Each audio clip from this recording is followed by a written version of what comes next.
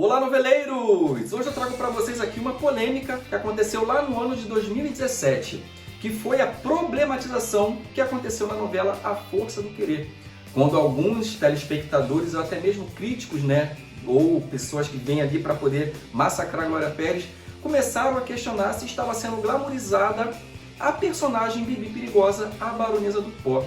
Então já abro aqui esse questionamento para vocês, antes de rodar a vinheta, eu já faço esse questionamento para vocês e pergunto: Bibi Perigosa foi glamourizada na novela? Sim ou não? Depois da vinheta, a gente vai entrar nessa questão do vídeo e lá no final nós vamos tirar uma conclusão em prol disso tudo. Roda a vinheta! Gostosa.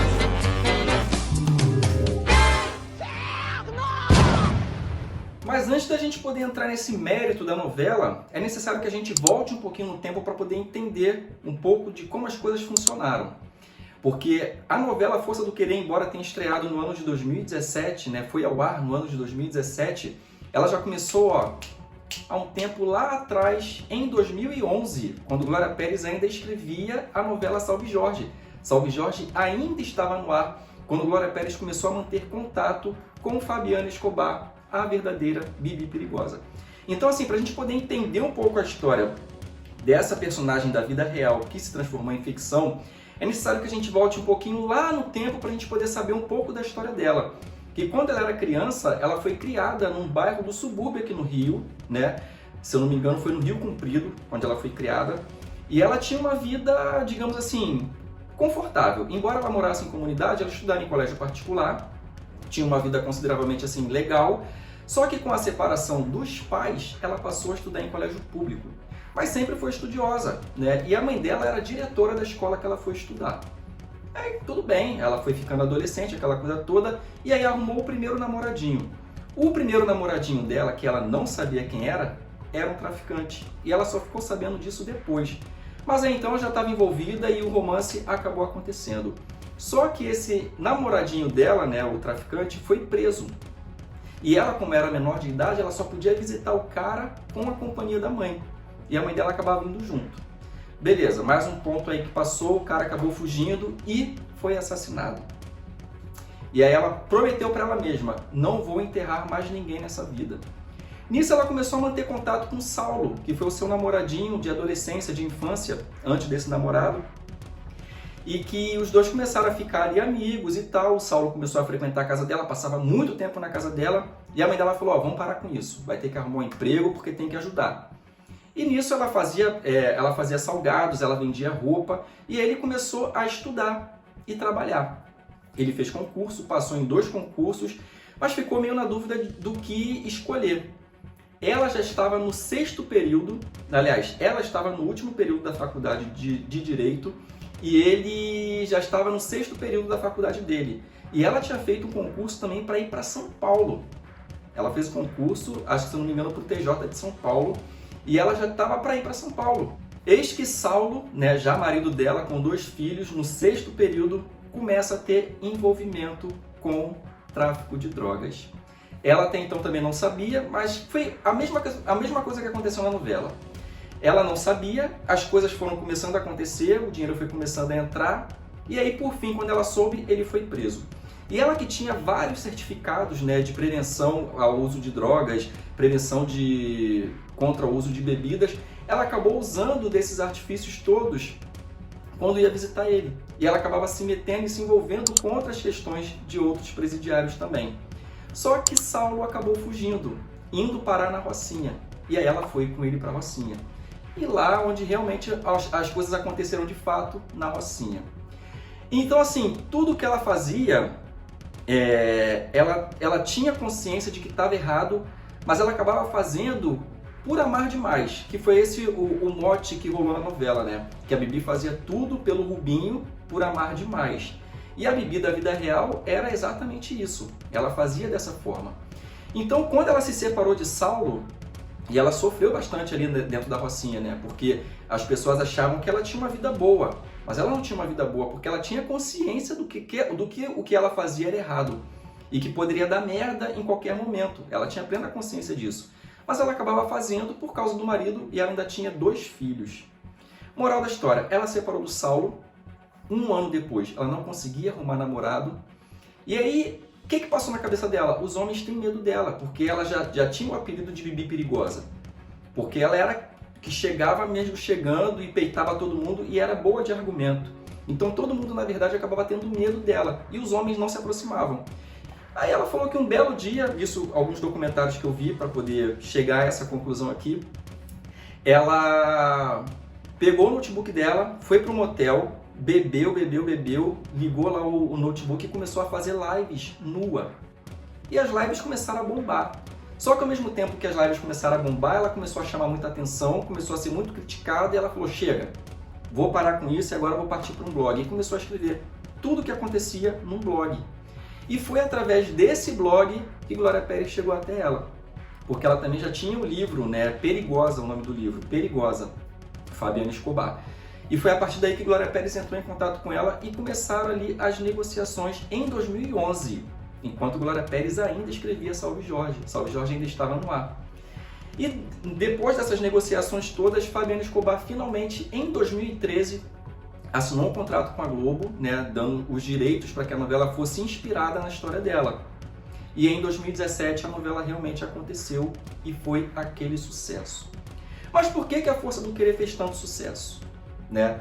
E aí teve a problematização que eu falei lá no começo do vídeo, que as pessoas ficaram falando o tempo inteiro que a novela estava glamorizando a bandidagem.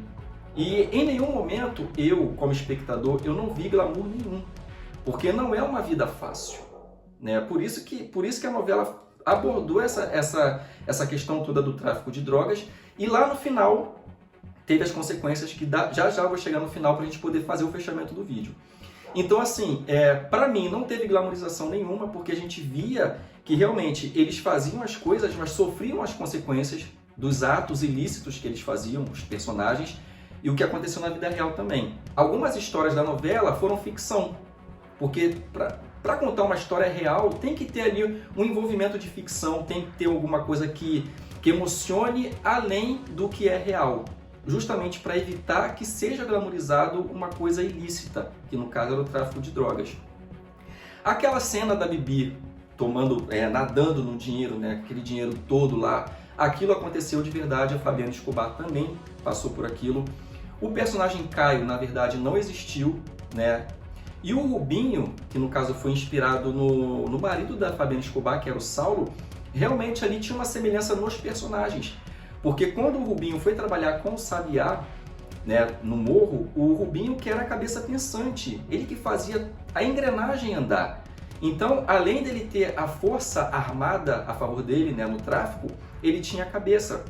Então isso tudo fazia acontecer. E o Rubinho, na verdade o Saulo da vida real, ele também era o cabeça. Só que depois que ele saiu, que a Fabiana teve que assumir, né, a Fabiana Escobar da vida real teve que assumir, ela teve que pensar também nas coisas. E foi o que aconteceu na novela. Então essa questão aí, essa engrenagem dos dois personagens, a Bibi da novela, que amava demais e que fazia tudo por amor, existiu, que era a Fabiana Escobar.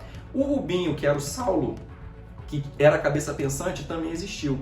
Só que a Fabiana da vida real, ela teve 2 filhos, um menino e uma menina. E a Bibi da novela teve um filho só. E o Caio, por sua vez, o Caio não existiu. O Caio foi um elemento ali para dar aquele tchan de ficção e fazer com que a novela fosse novela, mas contando uma história da vida real, uma história real. Então eu acho que a novela ela fez sucesso justamente por isso, porque ela tinha ali um enredo de história real, mas mesclado com ficção, que é o que Glória Pérez sabe fazer muito bem. E novamente eu toco aqui no assunto que eu particularmente não vi glamorização nenhuma, porque os traficantes não tinham paz e nem tem que ter, né? Porque eles estão fazendo um ato ilícito, então tem perseguição da polícia, então eles não tinham paz, não tinha como ser feliz aquele tempo todo, mesmo porque a Fabiana, a verdadeira, né, da vida real, ela falou que ela não era feliz, ela tinha momentos de felicidade e que ela sabia o tempo todo que o que ela fazia não era certo, não era honesto. Só que ela teve um momento da vida dela que ela perdeu o senso, que ela já não sabia o que era certo e o que era errado por causa do amor. E a Bibi da novela passou pelas mesmas condições, pela mesma situação.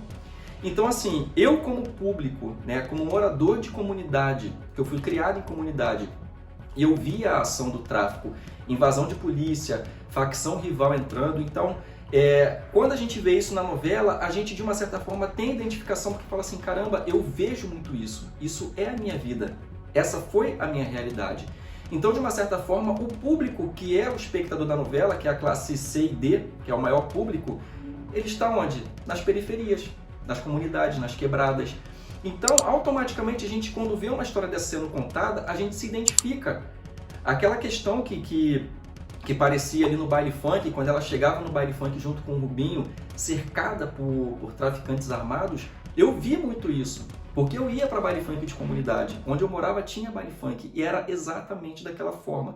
Então é a chance que as pessoas têm, mesmo que de uma forma errada, de ver a sua história sendo contada na televisão. Tá?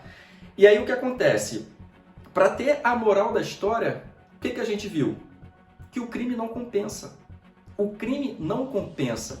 Foi contada uma história que tinha um pano de fundo criminoso, que era o tráfico de drogas, mas que chegou no final das contas, o que foi visto é que o crime realmente não compensa. Essa é a moral da história. Então não tem a questão da glamorização, não existe glamorização. As pessoas polemizaram demais, porque Glória Pérez também sempre é atacada. Ela levanta bandeira, ela coloca polêmica na novela, ela abre debates, ela abre discussão em horário nobre e acaba atingindo todas as classes. Então assim, não tem como glamorizar um assunto que é tão delicado, que é o tráfico de drogas, dentro de uma novela, que muitas pessoas assistem. E eu acho que o grande ensinamento que ficou disso tudo aí é que pode sim existir uma redenção a partir do reconhecer que errou, de reconhecer que o que fez foi errado. A partir daí, a gente consegue o quê? Consegue uma redenção. Ou a gente se transforma e fala, opa, isso eu não vou fazer mais, ou continua insistindo no erro. Só que quando a gente insiste no erro, a gente tem que arcar com as consequências, que é a prisão ou o assassinato, que foi o que aconteceu com o Rubinho. O Saulo da vida real não morreu, o Saulo está vivo, só que a Bibi, a Fabiana Escobar da vida real e o Saulo não são mais casados. Quer dizer, ela amava tanto ele e hoje em dia não são mais casados. Só que na novela, na ficção, o Rubinho, por todos os crimes que ele cometeu, ele acabou pagando com a vida. Então, mais uma vez eu toco no assunto que não tem glamorização. A história foi contada, foi mostrado os dois lados. E aí você tem o direito de escolher ou o lado bom ou o lado ruim. Se você for pelo lado ruim, você vai sofrer as consequências, que pode ser a sua própria morte. E foi o que aconteceu com o Rubinho. Então, assim, aí eu pergunto para você, novamente que está me assistindo agora, você consegue ver glamorização nessa história? Ou você consegue tirar algum proveito disso, vendo que realmente não vale a pena você se arriscar? Entendeu? Então, assim, não tem glamorização. Eu não consigo ver como glamorização. E a novela acabou fazendo muito sucesso também, não só por causa disso, não só pela história da Bibi, mas pelas histórias reais que existiam ali na novela, por personagens reais. A Geisa, né, que é a parte policial, ela foi inspirada também numa major que trabalhava com cães. Ela foi inspirada nessa major, inclusive ela fez um trabalho com a major para poder chegar à personagem.